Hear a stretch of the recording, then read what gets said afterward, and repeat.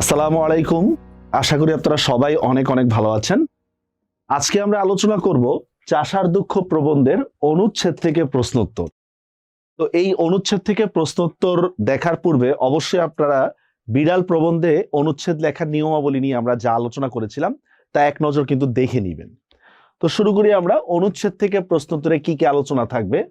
প্রথমেই চাষার দুঃখ প্রবন্ধ থেকে একটা অনুচ্ছেদ দেওয়া হলো। দেখুন, ৩০-৩৫ বছর পূর্বের চিত্র তো এই, তার মানে ৩০-৩৫ বছরকে আমি হাইলাইট করলাম, হয়তো আমার এটা পরীক্ষায় আসতে পারে। মড়াই ভরা ধান ছিল, গোয়াল ভরা গরু ছিল, ঢাকা মসলিন কাপড় ছিল। দেখেন, ধান দিয়ে চাষার কি অন্যের যে সমস্যা, মানে খাবারের সমস্যাটা দূর করার কথা বলতেছে। গোয়াল ভরা গরু, গরু দিয়েও কিন্তু খাবার কিংবা দুধ বিক্রি যাই বলি না কেন কোনো ধরনের সমস্যা কিন্তু তার থাকতেছে না। আর ঢাকা মসলিন কাপড় ছিল, মানে তার বস্ত্রের কোনো সমস্যা ছিল না। এখানে কি বলতেছে দেখুন, ইত্যাদি কোন সময়ের অবস্থা, মানে মড়াই ভরা ধান, গোয়াল ভরা গরু এবং ঢাকা মসলিন কাপড়, মানে চাষার যে আমরা সচ্ছলতার কথা শুনতে পাই সেগুলো কোন সময়ের অবস্থা, আদৌ কি এই অবস্থাগুলো ছিল নাকি এগুলো রূপকথার গল্প মাত্র। তো দেখেন কি বলতেছে, মনে হয় অন্তত শতাধিক বছর পূর্বের অবস্থা। এই অবস্থাটা কখন ছিল? শতাধিক বছর পূর্বে। আর আপনারা যখন এই প্রবন্ধটা পড়েছেন তখন জানেন যে এই প্রবন্ধের মধ্যে শতাধিক বছর পূর্বে বলতে হচ্ছে ব্রিটিশ আগমনের পূর্বের কথা বলা হচ্ছে। কখন? যখন কৃষক রমণী স্বহস্তে চরকায় সুতা কাটিয়া, দেখেন কৃষক রমণী কি করত, সুতা কাটিয়া বাড়ির সকলের জন্য কাপড় প্রস্তুত করত। আসাম এবং রংপুর অঞ্চলে এক প্রকার রেশম চাষ হয়, স্থানীয় ভাষায় একে এন্ডি বলে। এন্ডি রেশমের পোকা প্রতিপালন ও তাহার গুটি হইতে, রেশম পোকা থেকে কিন্তু রেশমি কাপড়গুলো হয়। দেখেন তাহার গুটি হইতে কি বলতেছে, দেখুন, সুতা কাটা অতি সহজসাধ্য কার্য। এই শিল্প তদ্দেশবাসিনী, দেখেন এখানে স্ত্রীলিঙ্গ ব্যবহার করা হচ্ছে, মানে এই শিল্প আসাম এবং রংপুরের মহিলাদের কথা বলা হচ্ছে। তদ্দেশবাসিনী রমণীদের একচেটিয়া ছিল। তাহারা এই উহার বাড়ি দেখা করিতে যাইবার সময় টেকো হাতে লইয়া, টেকো হচ্ছে সুতা পাকাবার যন্ত্র, টেকো হাতে লইয়া সুতা কাটিতে কাটিতে বেড়াইতে যাইতো। তার মানে হচ্ছে এই অনুচ্ছেদে আমরা দেখতে পাচ্ছি যে ব্রিটিশ আগমনের পূর্বে কৃষকের অবস্থা সচ্ছল ছিল। কেন সচ্ছল ছিল? তখন কৃষক নিজের কাজ নিজে করত। কৃষক রমণীরা বিলাসিতায় মগ্ন না হয়ে তারা কাপড় বুনতো, যার ফলে এটা একটা অর্থনৈতিক সচ্ছলতা নিয়ে আসতো। এবার দেখি আমরা এখানে এই ইম্পর্টেন্ট অনুচ্ছেদের মধ্যে কোন কোন জায়গাগুলো আমাদের প্রশ্ন আসতে পারে বা ইম্পর্টেন্ট যে পার্টগুলো। অনুচ্ছেদের আলোকে ৩০-৩৫ বছর আগের সময়ের আলোচনা করো। ৩০, এখানে একটা বিষয় হচ্ছে লক্ষণীয়। দেখুন, ৩০-৩৫ বছর পূর্বের চিত্র তো এই দেখছেন, আমরা কিন্তু এই অনুচ্ছেদে ৩০-৩৫ বছর পূর্বে কি হয়েছে সেটা কিন্তু এখানে দেওয়া হয়নি। তার মানে হচ্ছে আপনাকে এরকম ভাবে অনুচ্ছেদ দিলে পুরা গদ্য বা পদ্য সম্পর্কে আপনার আইডিয়া থাকতে হবে কিন্তু। হ্যাঁ, দেখি আমরা ৩০-৩৫ বছর আগের সময়টা কি আমাদের দেখি।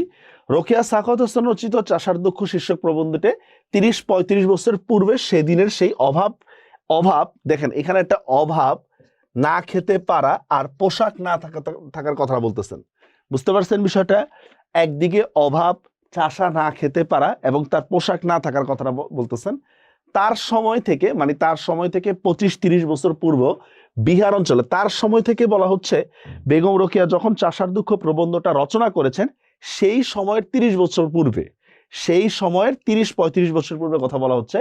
৩০-৩৫ বছর পূর্ব বিহার অঞ্চলে ২ সের খেসারির বিনিময়ে কৃষক পত্নী কন্যা বিক্রি করত। ২ সের মানে অভাব এত প্রকট আকার ধারণ করেছিল যে ২ সের খেসারির ডালের বিনিময়ে কি করত, নিজের মেয়েকে বিক্রি করে দিত কৃষক। কণিকা রাজ্যের মানুষ পান্তা ভাতের সাথে লবণ পর্যন্ত জুটাইতে পারতো না। বুঝতে পেরেছেন যে কি পরিমাণ অভাব ছিল। টাকায় ২৫ সের চাল পাওয়া গেল, রংপুর অঞ্চলের মানুষ কি করতেছে দেখেন, ভাত না খেয়ে লাউ কুমড়া সিদ্ধ করে খাইতো। টাকায় ২৫ সের চাল, ১ টাকায়। তারপরও এই টাকাটা পর্যন্ত রংপুর অঞ্চলের কৃষকরা যোগাইতে পারতো না।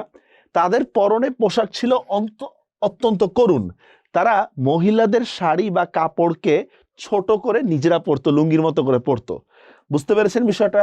তাহলে ৩০-৩৫ বছর আগের আলোচনা যদি আমরা দেখি, যেটা আমাদের অনুচ্ছেদে নাই তবে ইঙ্গিত দেওয়া হয়েছে, সেটা হচ্ছে কৃষক খেতে পারতো না, পোশাক ছিল না, তার হচ্ছে বিভিন্ন ধরনের ছিল, হচ্ছে অভাব ছিল, সেই বিষয়গুলো কিন্তু এখানে তুলে ধরা হয়েছে। তারপরে কোশ্চেনটা দেখি আমরা, মরাই ভরা ধান ছিল, গোয়াল ভরা গরু ছিল, ঢাকা মসলিন কাপড় ছিল। এটা কোন সময়ের বর্ণনা করা হয়েছে?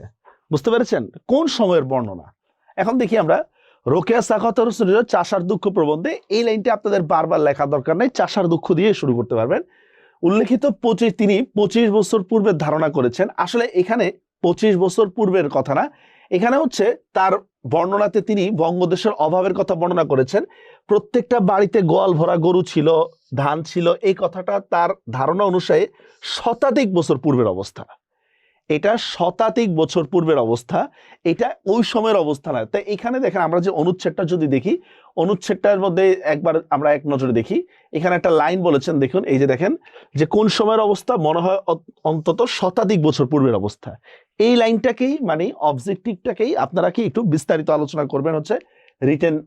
গোলা ভরা গান ছিল, এটা শতাধিক বছর পূর্বের অবস্থা। আপনারা আরেকটু ব্যাখ্যা করে দিতে পারবেন, সেটা হচ্ছে ব্রিটিশ আগমনের পূর্বের অবস্থা, যখন চাষা নিজের কাজ নিজে করত, কৃষক রমণীরা নিজে কাপড় বানাতো, তখনকার অবস্থা।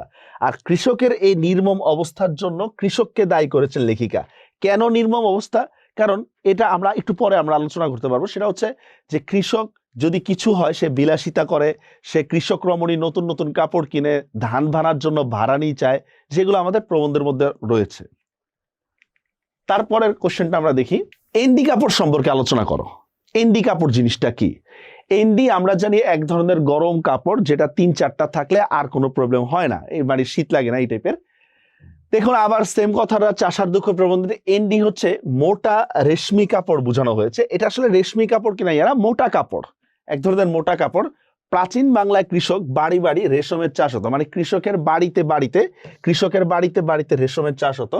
কৃষকের স্ত্রীগণ রেশম গুটি হতে রেশমি সুতা তৈরি করতেন, দেখছেন রেশমি সুতা তৈরি করতেন, এবং সেই সুতা দ্বারা রংহীন, এন্ডি কাপড়ের একটা বৈশিষ্ট্য কি, রংহীন, মানে রং নাই, তার কাপড় প্রস্তুত হতো। সেই কাপড়কে এন্ডি কাপড় বলে। গ্রামীণ মানুষের নিজের হাতের তৈরি এসব পোশাক টানা 40 বছর ব্যবহার করলো কি হইতো না, মানে 40 বছর ব্যবহার করতে পারতো। এন্ডি কাপড় থাকায় বঙ্গদেশের মানুষ প্রাচীনকালেও বস্ত্র অভাব বোধ করতো না। কারণ দেখেন, কৃষক নিজেই যখন কাপড় উৎপাদন করতে পারে, তাহলে সে অভাব বোধ করবে কেন? অভাব বোধ করা শুরু করলো তখনই যখন কৃষককে কাপড় কিনতে হচ্ছে, তখন থেকে কিন্তু তার অভাবটা হয়। পরবর্তীতে ইংরেজ হস্তক্ষেপে এই শিল্পটি বিলুপ্ত হয়ে যায়। আমরা বলেছিলাম কুটির শিল্পের কথা, কুটির শিল্প সহ বিভিন্ন শিল্প, এরকম শাড়ির মানে দেশি শিল্প যেগুলো, সেগুলো কিন্তু ইংরেজদের হস্তক্ষেপের কারণে কিন্তু বিলুপ্ত হয়ে যায়। পরের কোশ্চেনটা আমরা দেখি, অনুচ্ছেদে কৃষক রমণীর পূর্বের পরিস্থিতি আলোচনা করো। কৃষক রমণীর পূর্বের অবস্থা কি? এটা অনুচ্ছেদের মধ্যেই ছিল। কি ছিল? যে কৃষক রমণী নিজের চরকায় সহস্তে সুতা কাটিয়ে ইয়া করতো, কাপড় বানাইতো, এই ওর বাড়ি যাওয়ার সময় সুতা কাটতো, এটাই দেখেন এখানে বলা হচ্ছে। দেখুন পূর্বের অবস্থা ছিল অত্যন্ত সুন্দর, সেটা কি সংসারে অভাব ছিল না। দেখেন স্ত্রী যদি কাজ করে, স্ত্রী যদি উৎপাদনের যদি অংশ নেয়, তাহলে অভাব অনেকটা হলে কেটে যাবে। ক্ষেতের ফসলে খাবারের ব্যবস্থা হতো, দেখেন এই লাইনটা ইম্পর্টেন্ট। আর বাড়ির চরকা দিয়ে তৈরি হতো পরনের জামা, খুব ইম্পর্টেন্ট একটা লাইন। ক্ষেতের ফসলে খাবারের ব্যবস্থা হতো, আর বাড়ির চরকার সুতা দিয়ে তার কাপড়ের ব্যবস্থা হতো। সুখী সমৃদ্ধ বাংলার অভাব ছিল না সে সময়। রমণীর নানা গুণ ও কর্মচঞ্চলতা থাকায় বাংলার ঘরে ঘরে কেবল আনন্দ বিচরণ করত। যেহেতু অভাব নাই, তার মানে তাদের মধ্যে তো আনন্দ থাকাটা খুবই স্বাভাবিক। সময়ের সাথে সাথে আলস্য রোগ, এই যে আলস্য রোগ কাদেরকে ধরছে?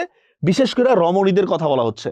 বেগম রোকেয়া নারী হয়ে কিন্তু নারীর সমালোচনা করতে কিন্তু দ্বিধা করেনি, এটাই বলতেছে। দেখেন সাথে সাথে আলস্য রোগ ও আর বিদেশি ফাঁদে কৃষক এবং কৃষক রমণীরা তাদের স্বকীয়তা হারিয়ে অনুকরণ প্রিয়তা। বিদেশি ফাঁদ মানে বুঝেন, কাপড় কিনতে গেলে বিদেশি কাপড়, অনুষ্ঠান আয়োজন করতে গেলে বিদেশি স্টাইল, এগুলোর কথা বলা হচ্ছে। দেখেন হারিয়ে অনুকরণ প্রিয়তা হয়ে ওঠে, আর তখন থেকে শুরু হয় কৃষকের দুরবস্থা। তাহলে এখানে কৃষকের দুরবস্থা দুইটা বিষয় তুলে ধরা হচ্ছে, একটা হচ্ছে আলস্য রোগ, একটা হচ্ছে বিদেশি ফাঁদে পড়ে অনুকরণ প্রিয়তা। এই দুইটা কারণে কিন্তু কৃষক রমণী বা কৃষকদের পরিবারের মধ্যে দুরবস্থা দেখা দেয়। এখন আমরা চাষার দুঃখ প্রবন্ধের কিছু ইম্পর্টেন্ট লাইন আপনাদেরকে দেখায় দিব। এটা বাড়ির কাজ হিসাবে আপনারা সেটা কিন্তু ব্যাখ্যা করবেন, নিজেরা নিজেদের মতো করে নোট করে নেবেন। দেখুন, ভারতবাসী অসভ্য বর্বর যখন ছিল, তখন তাদের অবস্থা কেমন ছিল? এটা কিন্তু একটা গুরুত্বপূর্ণ অনুধাবনমূলক প্রশ্ন। আমাদের সভ্যতা ও ঐশ্বর্য রাখিবার স্থান নাই, এই কথাটা কেন বলা হচ্ছে? মানে এটা একটা ব্যঙ্গ, কিন্তু কেন এই কথাটা বলা হচ্ছে প্রথম পত্রের ক্লাসগুলো দেখে কিন্তু এগুলো আবার সলভ করে নেবেন।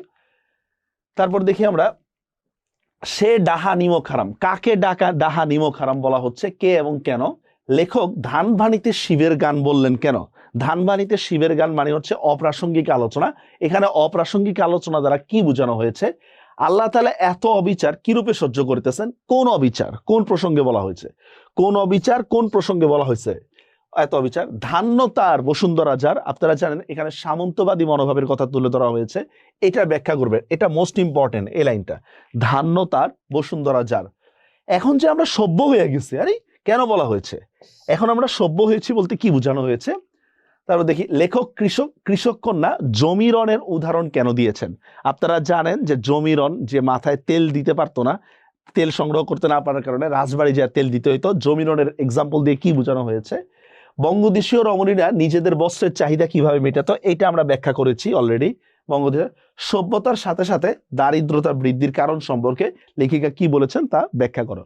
এখানে 10টা লাইন দিয়েছি চাষার দুঃখ প্রবন্ধের থেকে অনুচ্ছেদ হিসাবে। এটা আপনাদের পরীক্ষার জন্য খুবই গুরুত্বপূর্ণ, আশা করি কাজগুলো করে রাখবেন। তো আজকের আলোচনা এতটুকুই, দেখা হবে পরবর্তী কোনো ক্লাসে নতুন একটি ভিডিওতে। ভালো থাকবেন, আল্লাহ হাফেজ।